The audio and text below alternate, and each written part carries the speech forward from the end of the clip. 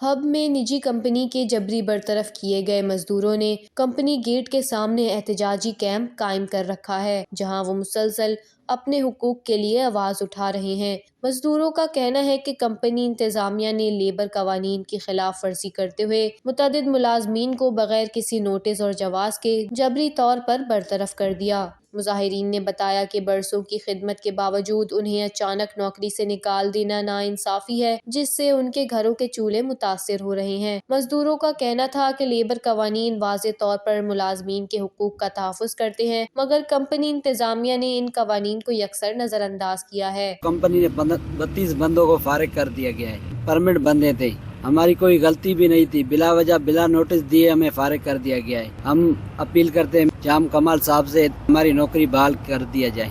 ہم 14-15 سال سے پرمٹ ہے کمپنی میں، شروع سے جو نا ہمارے پاس کنٹین ہے، کمپلین دیا کنٹین ہمارے پاس نہیں ہے، کوئی سہولت نہیں ہے، پانی ہمارے کو گندا پلا رہا ہے۔ دوسری بات ہے کہ نئے ہمارے کو 5% مل رہا ہے، نئے بونس مل رہا ہے۔ جب اس کا ہم کمپلین دیا لیبر کورٹ کو اس کو، تو یہ بول رہا ہے ابھی جو ہے نا تم لوگ ہر چیز مانگ رہے ہو، اس لیے میرے پاس کوئی گنجائش نہیں ہے، آپ لوگ جو نا اس لیے ہم لوگ کو باہر کیا۔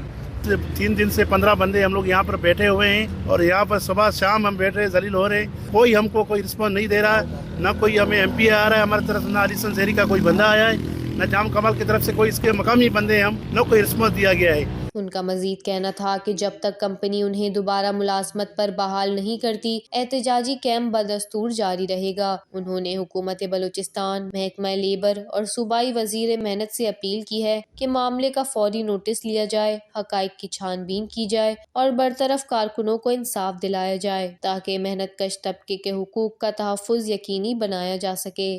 وش نیوز، ہب، بلوچستان۔